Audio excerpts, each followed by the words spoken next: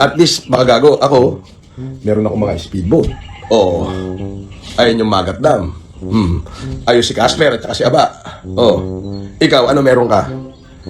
Meron kang peking abogado, peking law firm na in-endorse. Allegedly, para pagkapirahan ang mga OFW na magpapaanan. 250,000. Allegedly. At isa pang allegedly, hindi mo mailaglag yung kriminal.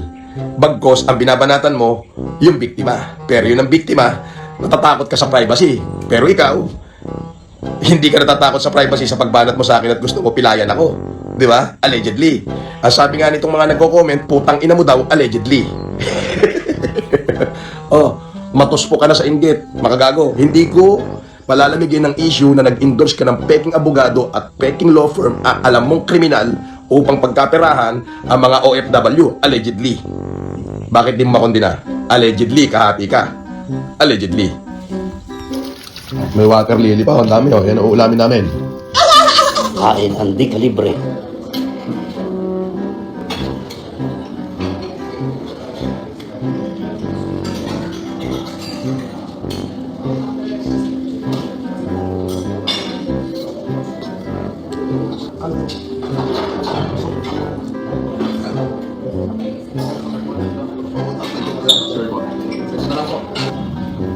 Oh, yan ang sinasabi ko. Tayo, thank you Lord, maraming salamat po sa magandang umaga na ibigay mo sa akin.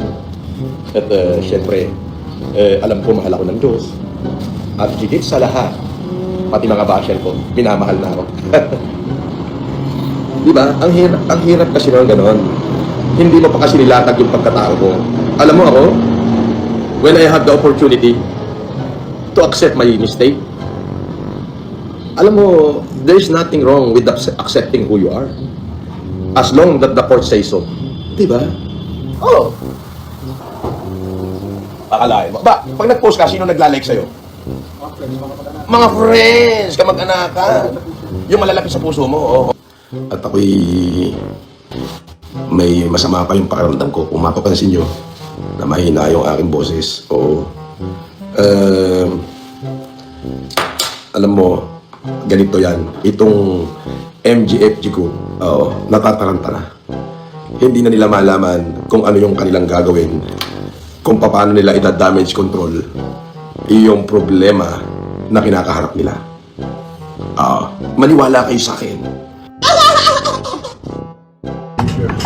Sa US, meron. Sa Las Vegas.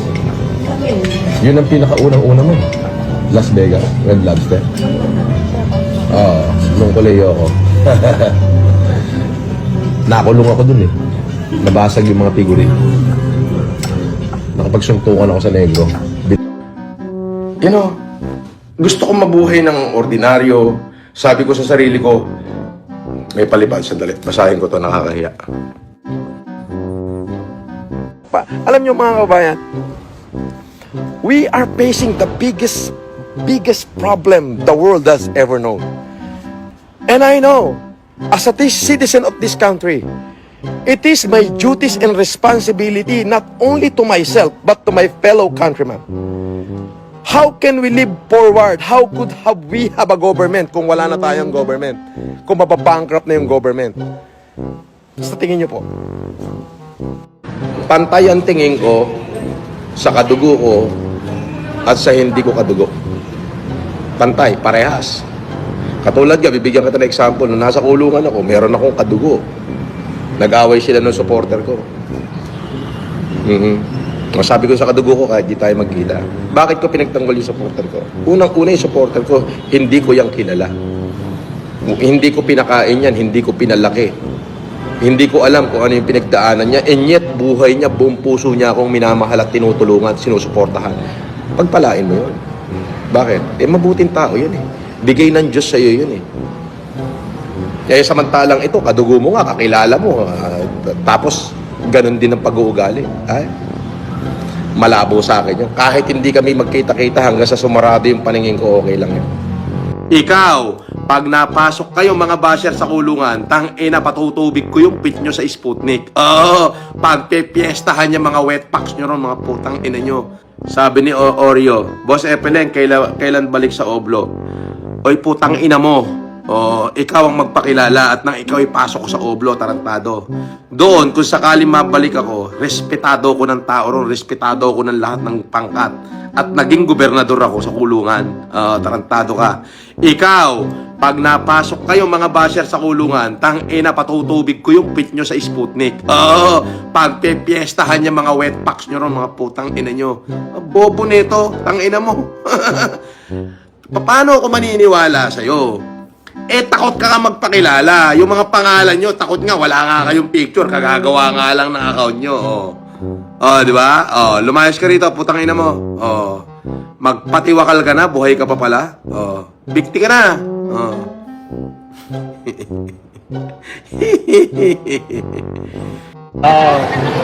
Ay, syempre. Sige, madam, kakain muna kami, ha? Sige, okay. Pambira, Walang 24 oras, 5 milyon yung views, Ibang klase talaga pagka FLM, no? First time yan. Oo. Wala rin yan.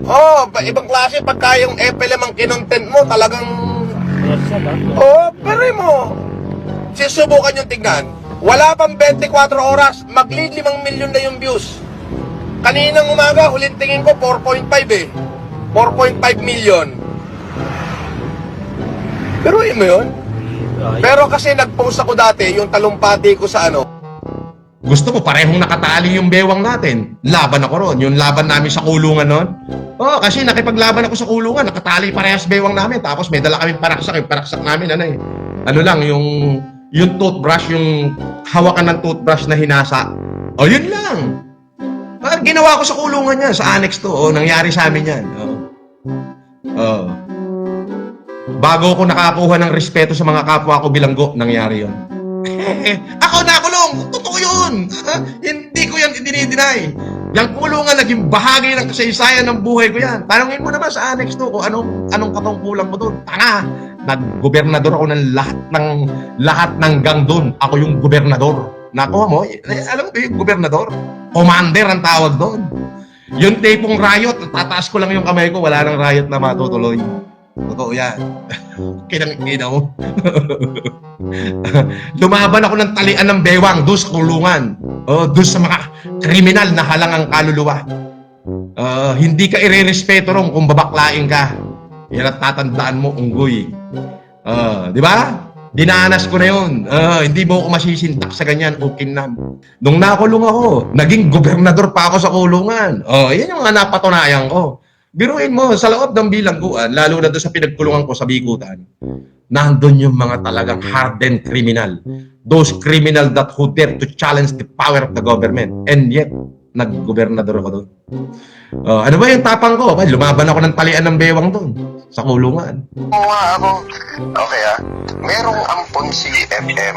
Ang pangalan ng ampon niya, Aimee. A-I-M-E-E. Okay? Anak ni Aimee yun sa pagkadalaga.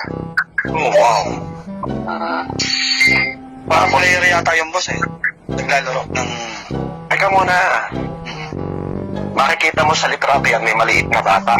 Nakakarga-kargang babae si FM. Ang pangalan, Aimee Marcos. Anak yan ni Aimee sa pagkadalaga.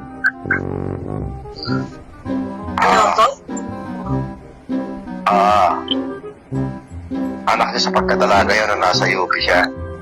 So, ginawa na lang, inampon na lang nila. Okay? Nasa Ilocos yun. Diyos ko, yun ang tinatawag na Little Aimee. Pero nasa Australia na ngayon. Napariwara yung bata Diyos ko, yung mga anak ni Bongbong, walang matino to, kahit si Sandro. Wala. Ang gaganda nilang tignan pagdating sa photo operation, pero lasinggero, lalo yung pinakabunso si Vincent, puta ko makalaklak ng nainigarilyo pa. Diyos ko.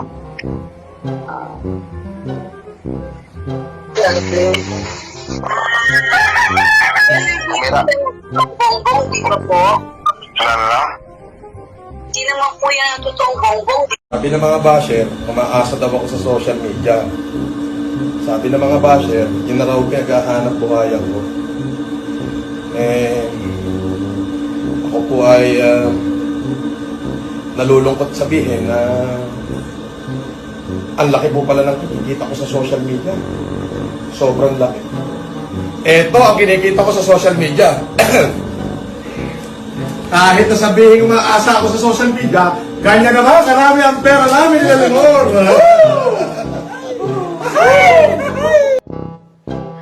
Magpapasalamat ako sa Diyos. Bakit? Hindi ako naging politiko. Kung naging politiko ako, baka nakakulong na uli ako. Alam mo kung bakit?